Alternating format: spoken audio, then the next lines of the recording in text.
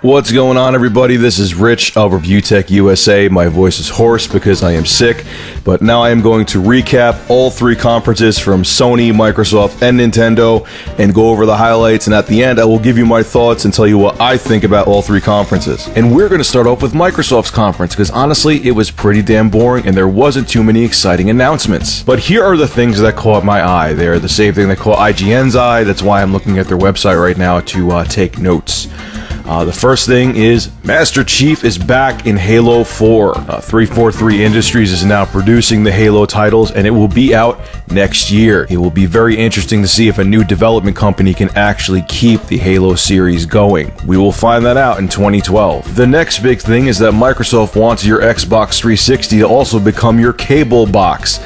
You might not need cable anymore. They want to bring live TV to Xbox Live. They didn't go over specifics, but they are working those out, and it's going to become a new big feature with the Xbox 360. Interesting stuff. I want to see how they implement it and see if it actually works out, because hell, I would love to get rid of my cable provider. That's a whole different story. And surprisingly, a Kinect announcement. Yay! Microsoft is launching something called Kinect Fun Labs. Shows off a couple tech demos that are pretty exciting. There's the ability to full body scan yourself and create an avatar. Object scanning is also possible now, so you can hold something like a stuffed animal or, a basketball in front of the camera and have it appear on your 360. The most exciting tech, though, is finger tracking. Currently, Kinect can only track your fists. So when you're putting your Tiger and Kinectimals, it's not actually following your fingers, just your hands in general. That could change with this new tech. I still could care less, but I guess it was a pretty big thing. And this one's pretty cool, although I've never tried Minecraft myself. Minecraft is coming to the Xbox 360. That's it. It's coming to the Xbox 360. So if you never had a chance to play it on the PC, now you can try it on your gaming console. That's pretty cool. And here is a Kinect announcement I'm actually caring about, is that they're trying to bring more hardcore games to Kinect. Finally.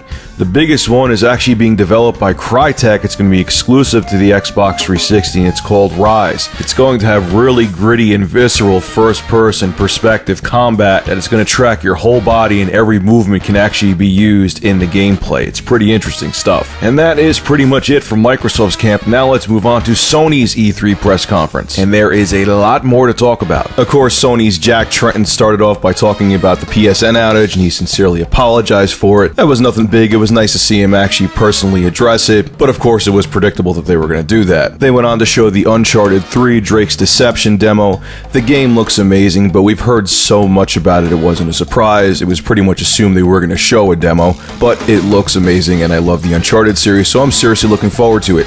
They're going to have the multiplayer beta go online on June 28th, so I'm pretty excited about that too. They went on to show a demo of Resistance 3, which also looks really good. I like Resistance 2 a lot. Resistance 1 wasn't really my cup of tea, but the series caught my attention with Resistance 2, so I'm hoping this game is really good.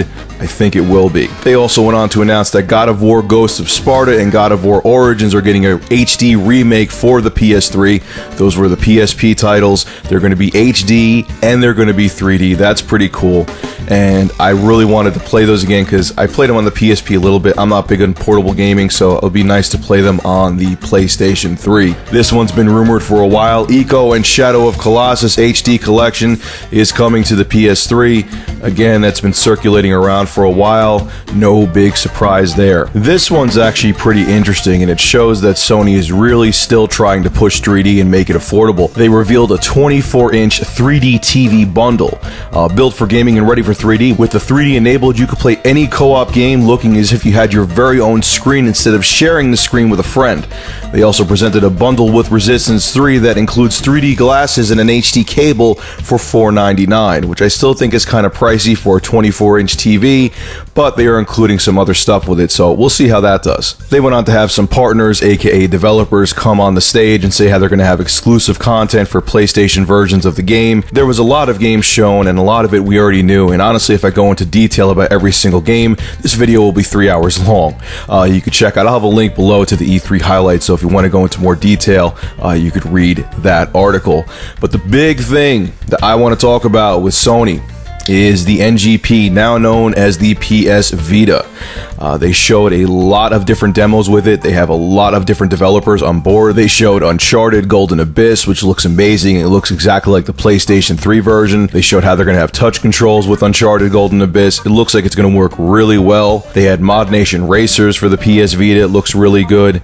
Wipeout 2048. They had Capcom come out with Street Fighter X Tekken, which looks outstanding. They actually are going to have Cole from the Infamous series be a playable character in Street Fighter X Tekken, so that's going to be pretty interesting. There are actually 80 Vita titles in development right now. That's huge for a console that hasn't even come out yet. And here was the biggest announcement of Sony's E3 press conference.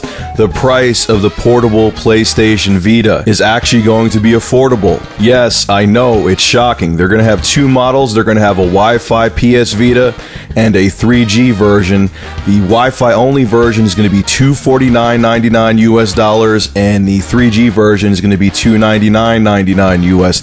That is right at the same price point as the 3DS as of now. Probably in a year that'll change, but that still is affordable for a cutting-edge portable gaming system.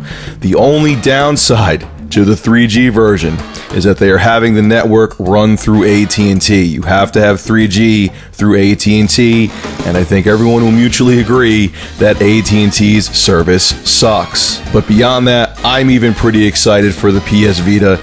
It seems like a very powerful, very affordable gaming console that a lot of third-party developers are already signed on to. So it's going to be very interesting to see how the PS Vita performs sales-wise. And last but not least was Nintendo's E3 press conference, and many considered / hoped them to be the belle of the ball this year. And they kind of were. Sort of. They started off the conference with an orchestrated intro because it's Zelda's 25th anniversary this year. They had a nice reel of all the games showing gameplay footage, and they played music from the Zelda series.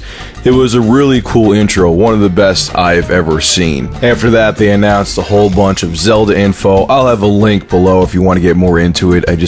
Like I said, if I went into every detail, this video would be about 3 hours long.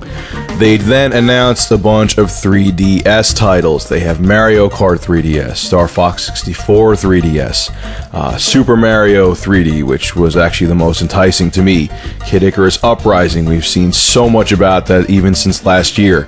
Luigi's Mansion 2, again for the 3DS. Then they showed a trailer showing third-party games for the 3DS, such as Resident Evil Uprising. It was pretty cool. Like I said, I'm not a portable gamer, so I didn't get too into it, but it's nice to see that there's going to be a lot of support for the 3DS. Other things 3DS related is Nintendo will have an eShop with 3D Classics. One game they announced for the 3D Classics is Excitebike, which is going to be pretty cool. Nintendo eShop will also have Pokédex 3D. Joy. But then things started to heat up when Nintendo officially announced their next generation console called the Wii U. The Wii U. That is the worst name I ever heard, U. But they announced it and then showed the controller for the system, which made my jaw drop to the floor. Now, the interesting thing is that they only showed a controller. They didn't show the console, they didn't talk about specs, they didn't say if it's going to have Blu-ray. They didn't even really talk about the network. They just talked about the controller, they talked about the next generation console, and how it's going to be more catered towards the hardcore market as well as the casual market. But back to the controller, because this thing is insane.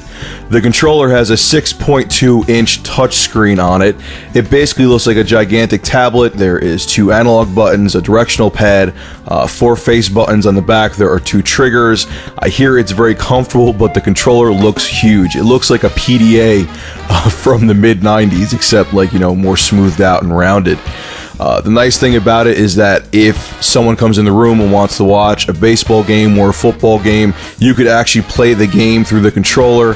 They are going to utilize it to work with the Wii motion controls, so if you want to play golf, you could actually put the new controller on the ground and you could see the LCD screen show the golf ball and you could swing it like a golf club.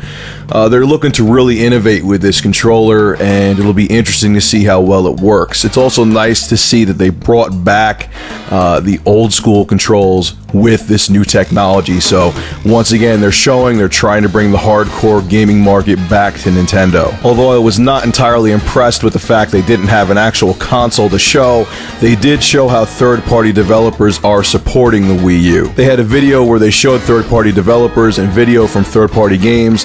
The video included Batman Arkham City, Darksiders 2, the Dirt Racing series, an Aliens first-person shooter game, Tom Clancy's Ghost Recon Online, Metro last night, which was shocking. I was pleasantly surprised to see that coming out for the Wii U, a Tekken game, and Ninja Gaiden 3. And they said the Wii U will be capable of outputting full 1080p, so it's going to be a hell of a system. They ended the conference saying there's going to be tech demos for the Wii U, no games in progress, they aren't representations of the actual finished product. They made very sure, or Reggie made very sure, that you knew that because they didn't want people to get pissed off. And from what I'm hearing, people are pretty impressed with the Wii U's technology. But once again, we'll have to wait until next year to see if this system is everything that Nintendo is promising. My thoughts on all the conferences in a nutshell is I really thought that Sony had the most content that I wanted to see. Yes, there was no jaw-dropping surprises except for the price of the Vita, which I was pleasantly surprised at how cheap it's going to be. And even though Sony's conference was, kind of boring, their presentation was kind of dull, they did have the most content and they had the most things that interested me, and I really think Sony came the strongest this year, and I thought Microsoft was just awful. Man, they keep on having conferences like that. They're really going to start hurting. That was just bad. That was the worst E3 conference I've ever seen. That made last year's E3 conference by Microsoft seem legendary, and that was a bad one. And I know many people are going to rage and say, hey, why don't you think Nintendo's was the best? They announced a brand new console, showed a bunch of hardcore games for it. I want to see solid specs. I want to see a console. I want to see its features. I want to see the network they're going to have for online gaming. I am not completely sold on it until I actually see the physical console and know what features are going to be confirmed with it, because Nintendo could still screw a lot of things up, people. So what are your thoughts? Do you think I'm nuts? Do you think I'm totally wrong? Do you think Nintendo took it all home? Did you love Microsoft's E3 conference? Let me know your thoughts in the comments below about how you think these E3 press conferences turned out, and let me know what you think, who you thought did the best. Anyway, ladies and gentlemen, this is Rich of Review Tech USA. I'm going to go back to being sick now, and I hope you enjoyed this video, and I'm interested to see what people have to say on E3 2011. Have a good one.